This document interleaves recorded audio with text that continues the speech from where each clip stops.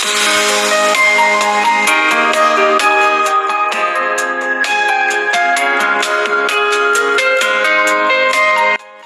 विद्यार्थी मित्रांनो, मी प्राध्यापक दीपक पाटील, विश्वास विद्यानिकेतन ज्युनियर कॉलेज चिखली। यावर्षी माझ्या यूट्यूब चॅनलच्या माध्यमातून इयत्ता 12वी इंग्रजी या विषयाच्या प्रत्येक घटकाच्या पिनपॉइंट नोट्स देण्याचा माझा मानस आहे। महाराष्ट्रातील जास्तीत जास्त विद्यार्थ्यांना याचा जर फायदा झाला तर त्याचा मला मनस्वी आनंद होईल। त्यामुळे माझा पाठवलेला हा व्हिडिओ पहा, आवडला तर लाईक करा, शेअर करा, कमेंट्स करायला विसरू नका आणि मी पाठवलेला प्रत्येक व्हिडिओ तुमच्यापर्यंत पोहोचावा अशी तुमची अपेक्षा असेल तर माझ्या चॅनलला सबस्क्राईब करा।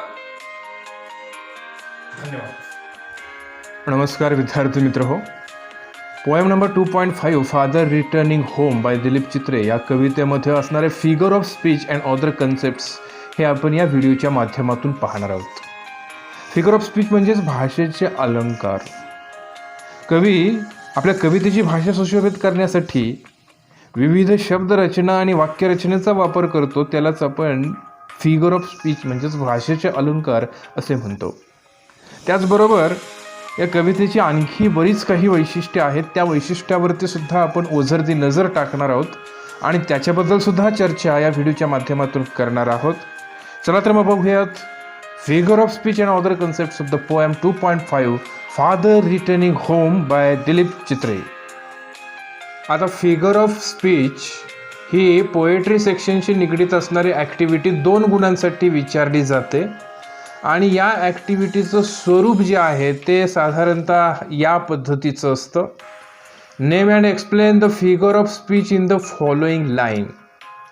कवितेमधला एखादा एक्स्ट्रॅक्ट तुमच्या ॲक्टिव्हिटी शीटमध्ये दिलेला असतो आणि त्या एक्स्ट्रॅक्टमधली एखादी ओळ खाली दिलेली असते आणि या ओळीमध्ये कोणता फिगर ऑफ स्पीच आहे तो ओळखा आणि त्याचं कारण अथवा स्पष्टीकरण द्या असं म्हटलं जातं। त्याचबरोबर दुसरं अशा पद्धतीचं स्वरूप असतं त्या प्रश्नाचं, find out example of dot dot figure of speech from the extract. एखादा फिगर ऑफ स्पीच तुम्हाला सांगितलेला असतो आणि एक्स्ट्रॅक्टमधून या फिगर ऑफ स्पीचची उदाहरणं शोधून लिहा असा प्रश्न विचारला जातो। किंवा मग pick out the example of dot dot figure of speech from the extract and explain. या फिगर ऑफ स्पीचचं उदाहरण एक्स्ट्रॅक्टमधून बाजूला लिहा आणि त्याचं स्पष्टीकरण द्या असा सुद्धा प्रश्न विचारला जातो। Complete the table of figure of speech and it's example. कदाचित असं एखादा टेबल दिला असतो, एका बाजूला फिगर ऑफ स्पीच दिले जातात, दुसऱ्या बाजूला त्याचे ते एक्स्ट्रॅक्टमध्ये आलेले एक्झाम्पल्स दिले जातात आणि ते आपल्याला मॅच करायला सांगितलेलं जातं आणि मग त्या पद्धतीनं तो टेबल पूर्ण करायचा असतो। किंवा मग या पद्धतीचं स्वरूप असतं, identify and write the lines from the poem which express the figure of speech dot dot dot. एखादा फिगर ऑफ स्पीच सांगितलं जातं, कवितेमध्ये असणाऱ्या या फिगर ऑफ स्पीचची ओळ ओळखा आणि त्याचबरोबर त्याचं स्पष्टीकरण द्या अशा पद्धतीचा प्रश्न या ठिकाणी विचारला जातो। अशा वेगवेगळ्या पद्धतीचं स्वरूप त्या ठिकाणी या ॲक्टिव्हिटीच्या स्वरूपात आपल्याला बघायला मिळतं। चला तर मग बघूया या कवितेमध्ये प्रत्यक्षात आलेले figure of speech and other concepts father returning home by Dilip Chitre. पहिलं एक्झाम्पल या ठिकाणी तुमच्या स्क्रीनवरती दिसतं। My father travels on the late evening train. Figure of speech आहे alliteration, because here sound T is repeated pleasingly. इथं ट्रॅव्हल्समधला टी, द मधला टी आणि ट्रेनमधला टी, टी टी टी हा साऊंड रिपीट झालेला आहे म्हणून फिगर ऑफ स्पीच आहे alliteration. Now the second example is here on your screen. Standing among the silent commuters in the yellow light. Figure of speech या ठिकाणी आहे alliteration. Alliteration म्हणजे अनुप्रास अलंकार, because sound S is repeated pleasingly. कारण या ओळीमध्ये यस हा साऊंड पुन्हा पुन्हा रिपीट झालेला आहे। इथं स्टँडिंगमधला यस आणि सायलेंटमधला यस हा साऊंड रिपीट झालेला आपल्याला बघायला मिळतो आणि म्हणून या कवितेच्या ओळीमध्ये फिगर ऑफ स्पीच आहे ॲलिट्रेशन म्हणजेच अनुप्रास अलंकार। यानंतर तिसरं एक्झाम्पल तुमच्या स्क्रीनवरती बघायला मिळतंय, suburbs slide past in the unseeing eyes. या कवितेच्या ओळीमध्ये तुम्हाला एकापेक्षा जास्त फिगर ऑफ स्पीच बघायला मिळतील.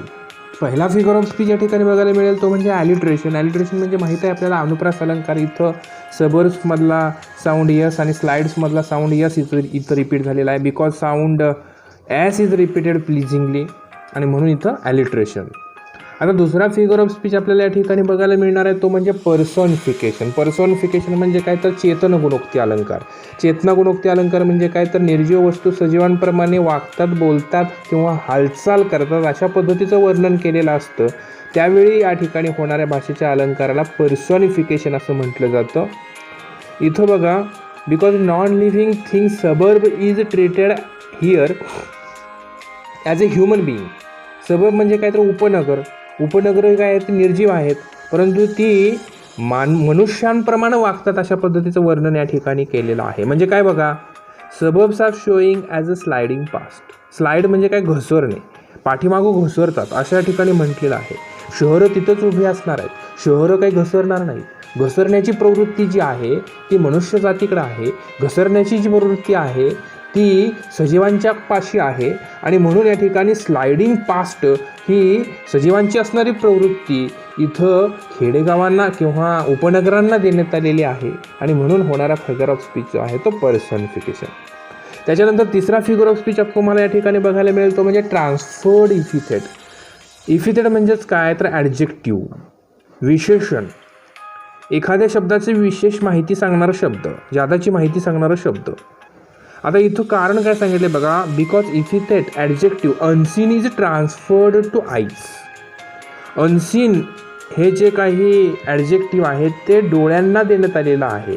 खरं तर वडील हे अंध नाही आहेत, ते पाहू शकतात, ते लोकलनी प्रवास करतायत, ऑफिसमध्ये जात आहेत, घरी येत आहेत, त्यांचे डोळे आहेत, पण ते अनसीन आईज नाहीत.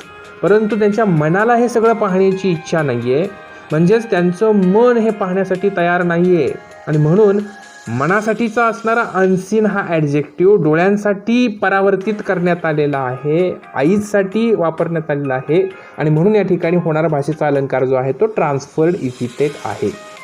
त्याचबरोबर चौथा फिगर ऑफ स्पीच या ठिकाणी देण्यात आलेला आहे तो पॅराडॉक्स. पॅराडॉक्स म्हणजे काय, विरोधाभासी अलंकार.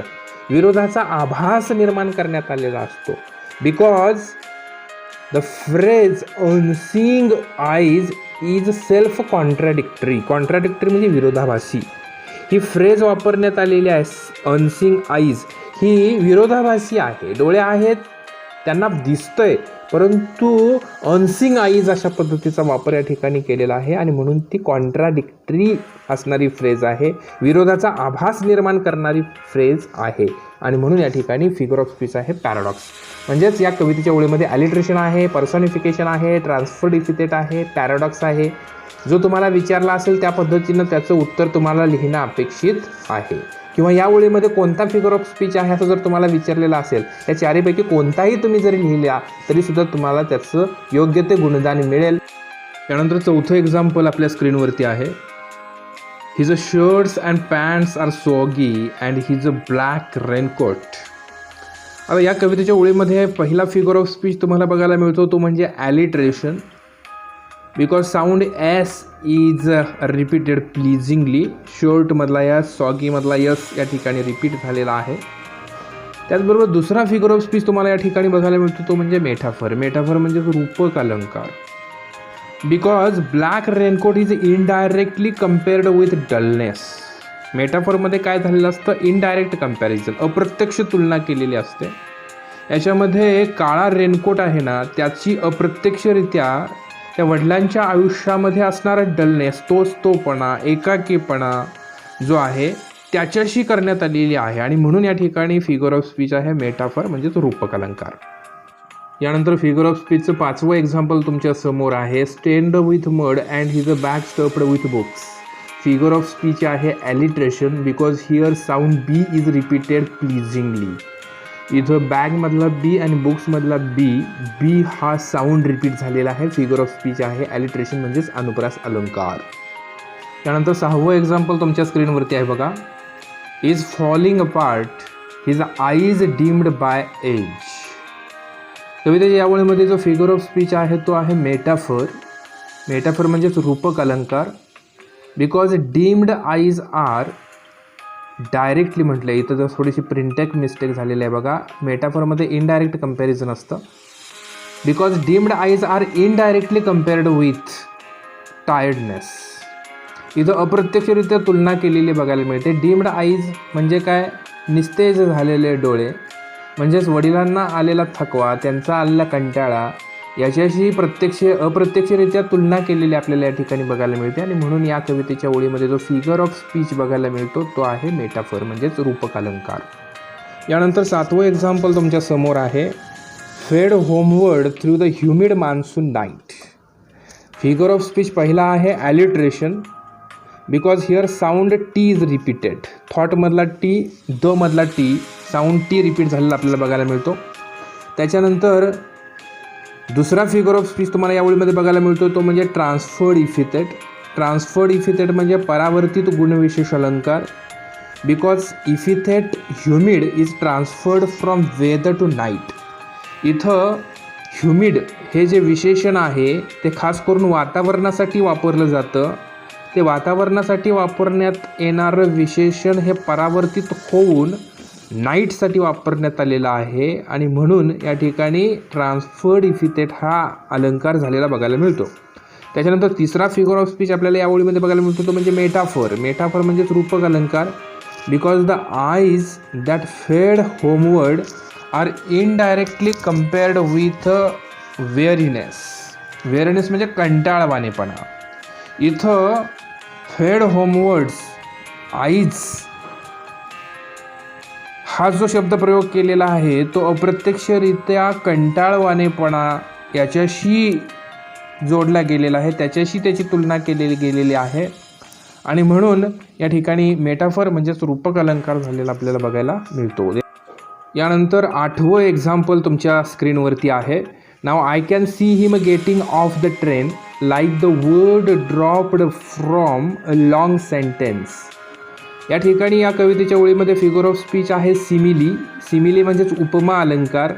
उपमा अलंकारामध्ये उपमेय आणि उपमान यांचं एकमेकांशी डायरेक्ट कंपॅरिझन असतं आणि त्याच्यासाठी लाईक, ॲज अशा पद्धतीच्या शब्दांचा वापर केलेला असतो. याचं कारण दिलेलं आहे बघा. Because direct comparison is here between two incidence, that is father getting off from the train and the word dropped from long sentence. दोन प्रसंग आहेत.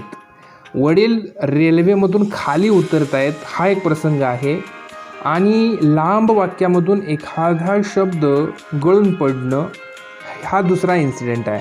या दोन्हीही इन्सिडेंट्सचं या ठिकाणी तुलना केलेली आहे. वडील रेल्वेतून कसे उतरतात, जसे की एखाद्या मोठ्या त्या सेंटेन्समधून एखादं शब्द गळून पडावा त्या पद्धतीनं ते उतरतात. अशा पद्धतीची तुलना या ठिकाणी लाईक या शब्दानं केलेली आपल्याला बघायला मिळते. आणि म्हणून या ठिकाणी होणारा जो भाषेचा अलंकार आहे तो सिमिली आहे. त्याला उपमा अलंकार असं म्हटलं जातं. हा शोधणं अतिशय सोपा आहे. लाईक किंवा ॲज यासारख्या शब्दानं तुलना केलेली असते. इथं नेमकं काय म्हणायचं आहे बघा. एखादं लांबलचक मोठं असणारं वाक्य आपण वाचतो, त्याचा अर्थ आपल्याला लागतो, त्यानंतर आपण त्याच्यातला एखादा शब्द वगळून ते वाक्य वाचतो. तो शब्द आहे तो नगण्य असतो आणि त्यामुळे त्या वाक्याचा अर्थ हा आपल्याला लागतोच. आणि म्हणून जसं त्या वाक्यामधला एखादा शब्द गाळला तरीसुद्धा त्या वाक्याला फारसा फरक पडत नाही, त्याच पद्धतीनं वडिलांचं सुद्धा अस्तित्व रेल्वेमधलं आहे. वडील रेल्वेमधून उतरून गेल्यामुळं रेल्वेला फारसा फरक पडत नाही. त्यांचं देखील अस्तित्व त्या गळून पडलेल्या शब्दासारखं नगण्यच आहे. आणि म्हणून त्यांनी त्या ठिकाणाहून उतरून गेले म्हणून फारसा बदल होत नाही किंवा फरक पडत नाही असं या ठिकाणी सूचित करायचं आहे. म्हणजेच रेल्वेमधलं वडिलांचं असणारं नगण्य अस्तित्व ज्या पद्धतीनं एखाद्या लांबलचक वाक्यामध्ये असणाऱ्या निरर्थक शब्दाचं नगण्य अस्तित्व असतं, या पद्धतीचं ते आहे. अशा या दोन्ही गोष्टींची तुलना या ठिकाणी करण्याचा प्रयत्न केलेला आहे आणि त्यासाठी लाईक हा शब्द वापरलेला आहे. आणि म्हणून या कवितेच्या ओळीमध्ये आलेला फिगर ऑफ स्पीच आहे सिमिली. लाईक या शब्दाचा अर्थ या ठिकाणी च्या सारखा असा होतो. यानंतर 9वं एक्झाम्पल तुमच्या समोर आहे. He hurries across the length of the grey platform. कवितेच्या या ओळीमध्ये जो फिगर ऑफ स्पीच आपल्याला बघायला मिळतो आहे metaphor. Because grey platform is indirectly compared with old age. इथं ग्रे प्लॅटफॉर्म ही जी टर्म आहे ती वडिलांचं झालेलं म्हातारपण किंवा झालेलं वय याच्याशी अप्रत्यक्षरित्या तुलना करण्यासाठी वापरलेलं आहे. त्याच्यानंतर दुसरा फिगर ऑफ स्पीच आपल्याला या ठिकाणी बघायला मिळणार आहे तो ॲलिट्रेशन.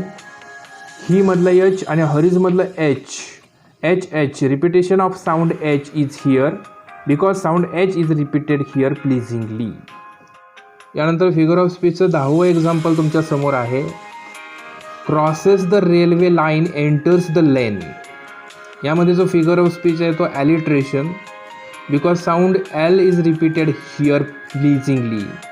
लाईनमधला एल आणि लेनमधला L sound L is repeated here pleasingly. त्यानंतर 11वं एक्झाम्पल तुमच्या स्क्रीनवरती तुम्हाला पाहायला मिळतं आहे. His chappals are sticky with mud but he hurries onward. Figure of speech या ओळीमध्ये आहे alliteration because sound H is repeated here pleasingly. H he मधला एच हरीजमधला इथं साऊंड एचचं रिपिटिशन आहे आणि म्हणून या ठिकाणी जो फिगर ऑफ स्पीच आहे तो ॲलिट्रेशन म्हणजेच अनुप्रास अलंकार. Now the example number 12. He hurries across the length of the grey पाहिजे grey platform. Crosses the railway line enters the lane. His chappals are sticky with mud but he hurries onward. या तिन्ही ओळी जर तुम्ही विचारात घेतल्या तर या ठिकाणी रिपिटेशन हा फिगर ऑफ स्पीच तुम्हाला बघायला मिळेल कारण because word he hurries are repeated. सुरुवातच्या ओळीमध्ये सुरुवातीला ही हरीज आणि शेवटच्या ओळीला शेवटी या ठिकाणी ही हरीज अशा पद्धतीचे असणारे शब्द रिपीट झालेले आहेत. जर शब्दांची किंवा वाक्याची पुनरावृत्ती झालेली असेल तर त्या ठिकाणी होणाऱ्या भाषेच्या अलंकाराला रिपिटेशन असं म्हटलं जातं आणि म्हणून या ओळीमध्ये आपल्याला रिपिटेशन हा भाषेचा अलंकार झालेला पाहायला मिळतो. Now the example number 13 is on our screen. Home again I see him drinking a weak tea. या कवितेच्या ओळीमध्ये जो फिगर ऑफ स्पीच आहे तो alliteration because here sound H is repeated. होममधला एच आणि हिममधला एच रिपीट झालेला आहे. त्याचबरोबर या कवितेच्या ओळीमध्ये दुसरा फिगर ऑफ स्पीच तुम्हाला बघायला मिळतो आहे पर्सॉनिफिकेशन म्हणजे चेतन गुणोक्ती because human quality of being weak is given here to non living thing tea. म्हणजे वीक म्हणजे अशक्त असणं ही जी गुणविशेष आहे तो मानव जातीचा गुणविशेष आहे तो या ठिकाणी चहाला देण्यात आलेला आहे. वीक टी असं म्हटलेलं आहे आणि म्हणून या ठिकाणी जो भाषेचा अलंकार आहे तो पर्सॉनिफिकेशन म्हणजे चेतना गुणोक्ती अलंकार होय. यानंतर पुढचं एक्झाम्पल आहे एक्झाम्पल नंबर 14. इटिंग अ स्टेल चपाती रीडिंग अ बुक. या ठिकाणी फिगर ऑफ स्पीच आहे सिनेक्डॉक. सिनेक्डॉक म्हणजेच उपलक्ष अलंकार. याच्यामध्ये एखादा पार्ट असा सांगितला जातो की त्या संपूर्ण घटकासाठी प्रतिनिधित्व म्हणून तो वापरला जातो.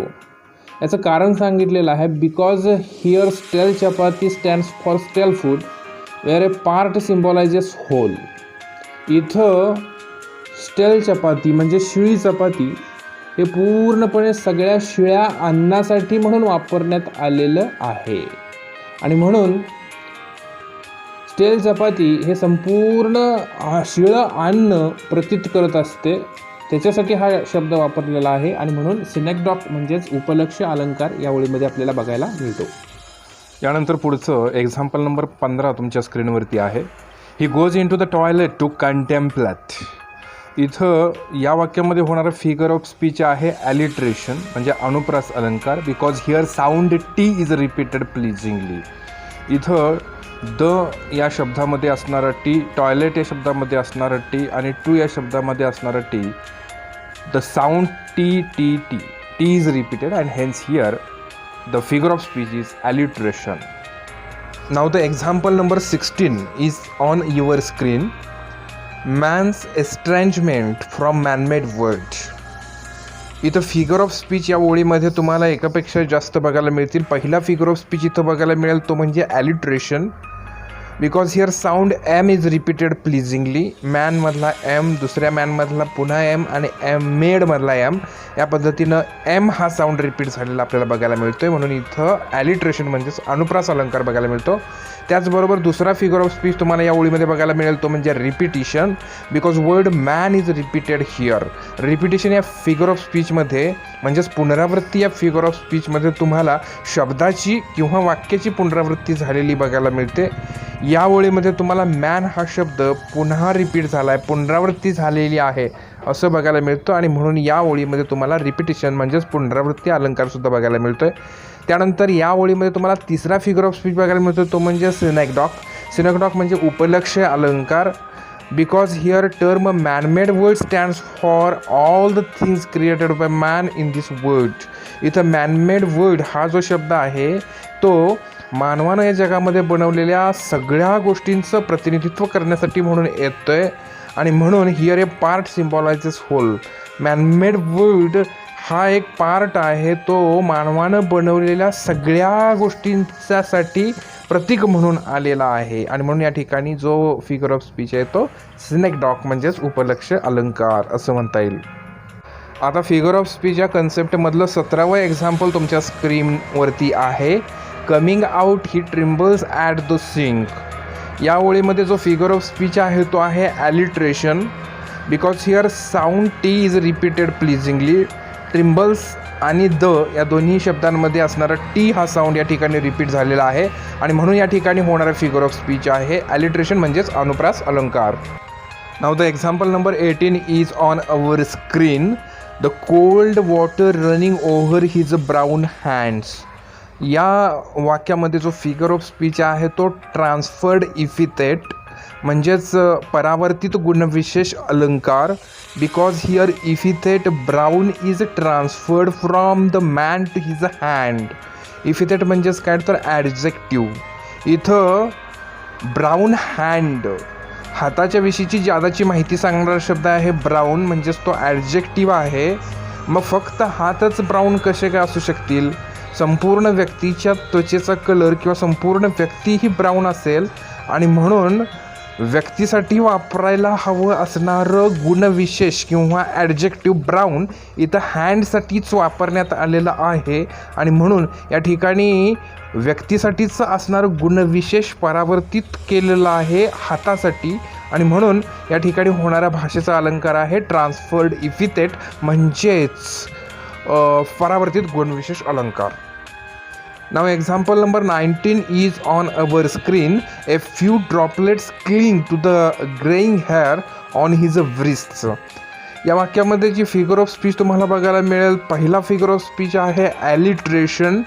Because here sound H is repeated प्लिझिंगली.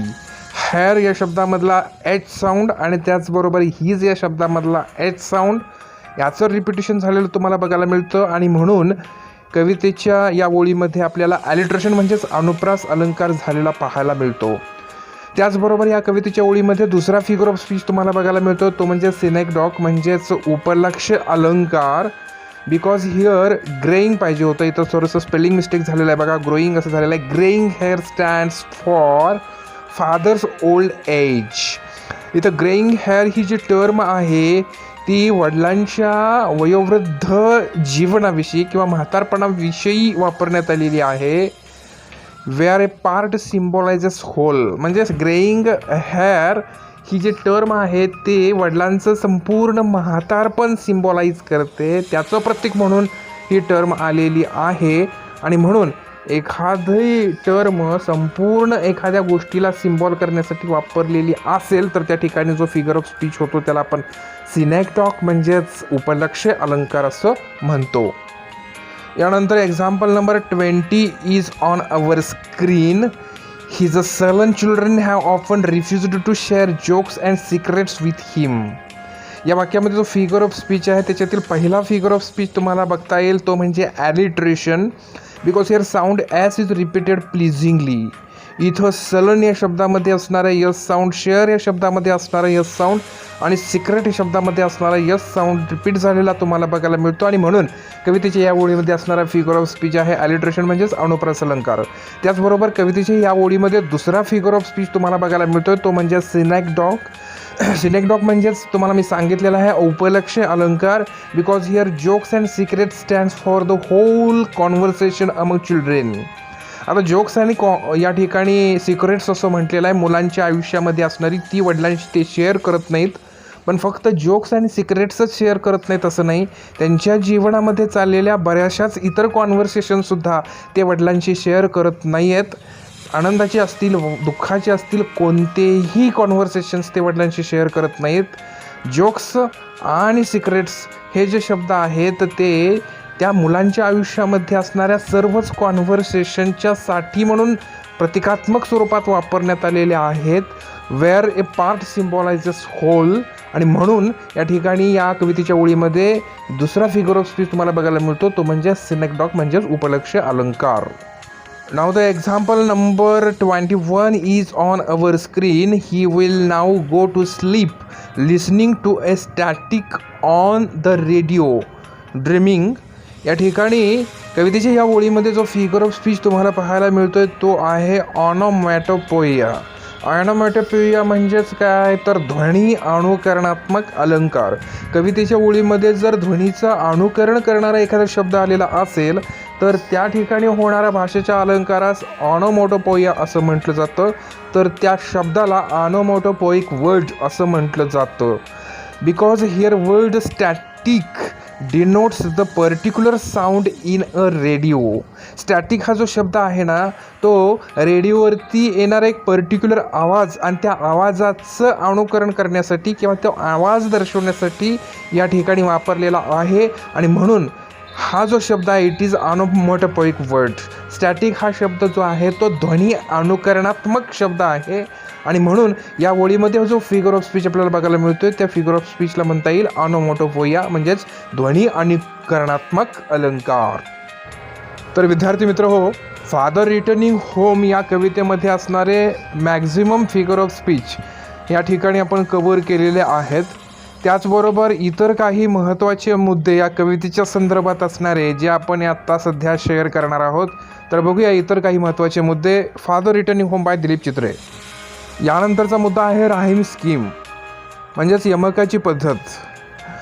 तर या कवितेमध्ये कुठली यमकाची पद्धत वापरलेली आहे का आपण बघूया. There were no rhyming words in the poem. कवितेमध्ये रायमिंग वर्ड्स तुम्हाला बघायला मिळणार नाही आहेत. The poem has a no particular rhyme scheme आणि त्यामुळं कवितेमध्ये सुद्धा कोणती पर्टिक्युलर राईम स्कीम तुम्हाला बघायला मिळत नाही. आणि मग the poem has no any dominant metre. कवितेमध्ये असं विशेष असं मीटर कुठलं तुम्हाला बघायला मिळत नाही आणि म्हणून the poem is written in a free वर्स. आणि म्हणून ही कविता जी आहे ना ती फ्री वर्स म्हणजेच मुक्त छंदामध्ये लिहिली गेलेली आहे. यानंतरचा मुद्दा तुमच्या समोर आहे तो म्हणजे major themes in the poem. कवितेमध्ये असणारे प्रमुख आशय जे आहेत त्याच्यावरती आपण चर्चा करणार आहोत. या कवितेमध्ये बरेचसेच आशय तुम्हाला बघायला मिळतील. पहिला आशय या ठिकाणी बघायला मिळेल तो म्हणजे एस्ट्रँजमेंट. एस्ट्रँजमेंट म्हणजे त्या वयोवृद्ध वडिलांच्या आयुष्यामध्ये आलेला एकाकीपणा. ॲलिनेशन म्हणजे सुद्धा एकाकीपणा. त्या वयोवृद्ध वडिलांशी कोणीही बोलण्यासाठी तयार नाही आहे. प्रवासामध्ये त्यांच्याशी कोणी शेअर एखादी घटना करत नाही आहे. घरामध्ये आल्यानंतर घरचे मेंबरसुद्धा त्यांचे जे काही विचार आहेत ते वडिलांशी शेअर करत नाहीत. त्यांना फक्त आणि फक्त पुस्तकामध्ये आपलं मन रमवावं लागतं आणि म्हणून इथं ॲलिनेशन त्यांच्या आयुष्यामध्ये आलेला कंटाळवाणेपणा, एकटेपणा बघायला मिळतो. आयसोलेशन, विलगीकरणसुद्धा त्या ठिकाणी त्या वडिलांचं झालेलं आपल्याला बघायला मिळतं आणि म्हणून आयसोलेशन ही सुद्धा एक मेजर थीम इथं आहे. Old age problems in a modern city हा सुद्धा एक महत्त्वाचा आशय तुम्हाला या कवितांमध्ये बघायला मिळेल. कारण वडिलांना या ठिकाणी समाजामध्ये सुद्धा व्यवस्थित स्थान मिळत नाही आहे आणि म्हणून ही एक समस्या आहे, सामाजिक समस्या आहे, ती या ठिकाणी या कवितेच्या माध्यमातून मांडलेली बघायला मिळते. त्याचबरोबर जनरेशन गॅप ही सुद्धा एक मेजर थीम तुम्हाला बघायला मिळते. म्हणजे 2 पिढ्यांमध्ये होत जाणारा दुरावा, त्यांच्या विचारामध्ये होत जाणारा दुरावा आणि त्यामुळं त्या पिढ्यांच्यामध्ये विचारांची देवाणघेवाण होत नाही आहे. त्या 2 पिढ्यांमध्ये असणारं वातावरण हे सशक्त किंवा दृढ नाही आहे आणि म्हणून जनरेशन गॅप ही सुद्धा एक थीम या कवितेच्या माध्यमातून आपल्याला सांगितलेली आहे. दुसरा एक अतिशय महत्त्वाचा मुद्दा ही कविता अभ्यासत असताना आपल्याला बघायला मिळतो, तो म्हणजे enjambment is used here in the poem. Enjambment या शब्दाचा शब्दशः अर्थ आज्ञा असा होतो, परंतु इथं काय म्हटलेलं आहे बघा, it means there is a continuation of a sentence without a pause beyond the end of a line, couplet or stanza. म्हणजे एखादी कवितेची ओळ संपलेली आहे म्हणून तो संपल्यामुळं तिथं थोडासा पॉज घ्यायचा आहे अशी कुठलीही सूचना आपल्याला नाही आहे. किंवा कपलेट म्हणजे दोहा, 2 ओळी संपलेल्या आहेत म्हणून तिथं थोडासा पॉज घ्यायचा आहे अशा पद्धतीची परिस्थिती निर्माण होत नाही आहे. किंवा स्ट्रांझा संपल्यानंतर पॉज घ्यायचा आहे अशा पद्धतीची परिस्थिती त्या ठिकाणी निर्माण होत नाही आहे. कविता ही फ्री व्हर्समध्ये लिहिलेली आहे असं पण पहिल्यांदाच बघितलेलं आहे आणि त्यामुळं ही कविता अतिशय ओघवतेपणानं फक्त विचारच आपल्यासमोर मांडत जाते. एक थॉट्स कंटेंट आहे तो एक सलग मांडत असताना आपल्यासमोर ओघवतेपणाने ही कविता येते आणि म्हणून असा पॉज घेतला पाहिजे अशा पद्धतीची ठिकाणं पर्टिक्युलर अशी कवितेमध्ये असतात, तशी या कवितेमध्ये आपल्याला बघायला मिळत नाहीत आणि म्हणून एन्जॅम्पमेंट टेक्निक या ठिकाणी कवितेमध्ये वापरलेला आहे असं आपणास म्हणता येईल.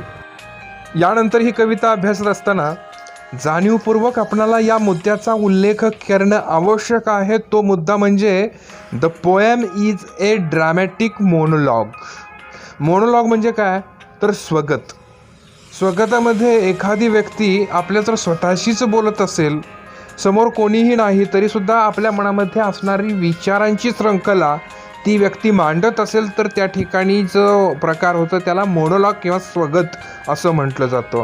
The poem is in the form of a speech और नॅरेटिव्ह बाय ॲन इमॅजिनेड पर्सन. ही जी कविता आहे ती कविता जणू काही एखादी काल्पनिक व्यक्ती आपल्याला भाषण देते किंवा नॅरेटिव्ह म्हणजे एखादी गोष्ट आपणासमोर कथन करायला लागलेली आहे अशा स्वरूपात येते. In which a speaker inadvertently reveals aspect of their characters while describing a particular situation or series of events. ती जी व्यक्ती आहे ती इनॲडव्हर्टंटली म्हणजे अनावधानाने, म्हणजे सांगता सांगता अनावधानाने आपण एखादी गोष्ट सांगून जातो बघा, त्या पद्धतीनं बोलता बोलता अनवधानाने ती त्या व्यक्तीच्या आयुष्यामध्ये असणारे विविध आस्पेक्ट जे आहेत तुमच्यासमोर उलगडते आणि जी की पर्टिक्युलर सिच्युएशन और सिरीज ऑफ इव्हेंट्स सांगत असते, एखादी घटना सांगते किंवा घटनांची मालिका तुमच्यासमोर उलगडत असते आणि ती उलगडता उलगडता अनवधानाने त्याच्या कॅरेक्टरचे असणारे विविध पैलू तुमच्यासमोर ती मांडते. अशा पद्धतीचं वर्णन आपल्याला या कवितेच्या माध्यमातून बघायला मिळतं. वडिलांचं कॅरेक्टर सांगत असताना, त्यांच्या आयुष्यामध्ये असणाऱ्या विविध घटना सांगत असताना त्याचे विविध पैलू तुमच्यासमोर मांडलेले आहेत आणि मग वयोवृद्ध झाल्यानंतर त्यांच्या आयुष्यामध्ये कशी परिस्थिती आलेली आहे हे सांगण्याचं काम करत असताना ते इव्हेंट्स तुमच्यासमोर सिरीज ऑफ इव्हेंट्स, सिच्युएशन्स याच्या माध्यमातून अनवधानाने त्या वडिलांच्या आयुष्यामधल्या विविध बाबी तुमच्यासमोर मांडण्याचा प्रयत्न तो केला जातो आहे आणि म्हणून या कवितेमध्ये ड्रॅमॅटिक मोनोलॉग अशा पद्धतीची सुद्धा एक गोष्ट असलेली आपल्याला बघायला मिळते. या कवितेचा अभ्यास करत असताना आणखी एका महत्त्वाच्या मुद्द्याला जाणीवपूर्वक स्पर्श करण्याची गरज आहे, तो म्हणजे ॲटोबायोग्राफिकल टोन. या कवितेमध्ये ॲटोबायोग्राफिकल टोन आहे. ॲटोबायोग्राफी म्हणजे काय तर आत्मचरित्र.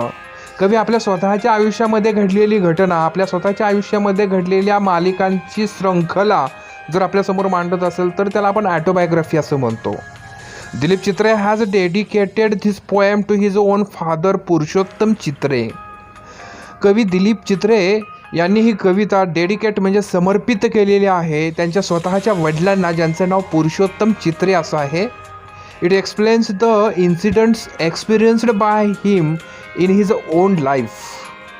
जणू काही ही कविता एक्सप्लेन करत असताना त्यांनी त्यांच्या स्वतःच्या आयुष्यामध्ये अनुभवलेले प्रसंग या ठिकाणी या कवितेमधून सांगितलेले आहेत असं वाटतं. Therefore poem has an autobiographical tone, आणि म्हणून या कवितेमध्ये ॲटोबायोग्राफिकल टोन आहे असं आपणास म्हणता येईल. तर विद्यार्थी मित्रहो, या व्हिडिओच्या माध्यमातून father returning home by Dilip Chitre या कवितेमध्ये असणारे figure of speech and other important aspect याच्यावरती इत्थंभूत आपण चर्चा केलेली आहे. फादर रिटर्निंग होम ही कविता अभ्यासत असताना त्याच्या 3 व्हिडिओच्या माध्यमातून आपण अभ्यास केलेला आहे. पहिल्या व्हिडिओमध्ये आपण त्याचं Marathi line to line explanation केलेलं आहे. त्याचबरोबर दुसऱ्या व्हिडिओच्या माध्यमातून या कवितेचं ॲप्रिसिएशन म्हणजेच रसग्रहण केलेलं आहे. आणि या व्हिडिओच्या माध्यमातून या कवितेमध्ये असणारे फिगर ऑफ स्पीच आणि अदर इम्पॉर्टंट आस्पेक्ट याला आपण स्पर्श केलेला आहे. हे तिन्ही व्हिडिओ तुम्ही वारंवार पहा आणि ही कविता परिपूर्ण अभ्यासा. काही शंका असतील तर कमेंट बॉक्समध्ये कमेंट्स करा. हे तिन्ही व्हिडिओ जर तुम्हाला आवडलेले असतील तर ते लाईक करा, तुमच्या मित्रांना शेअर करा, त्यांनाही त्याची मदत होईल. आवडले तर त्याच्यावरती कमेंट्स करा, काही समस्या असतील तर त्याच्यावरती कमेंट्स करा. आणि इयत्ता 12वीच्या संबंधित असणारे संपूर्ण व्हिडिओ जर तुम्हाला मिळावे अशी जर तुमची अपेक्षा असेल तर माझ्या चॅनलला सबस्क्राईब करा. धन्यवाद.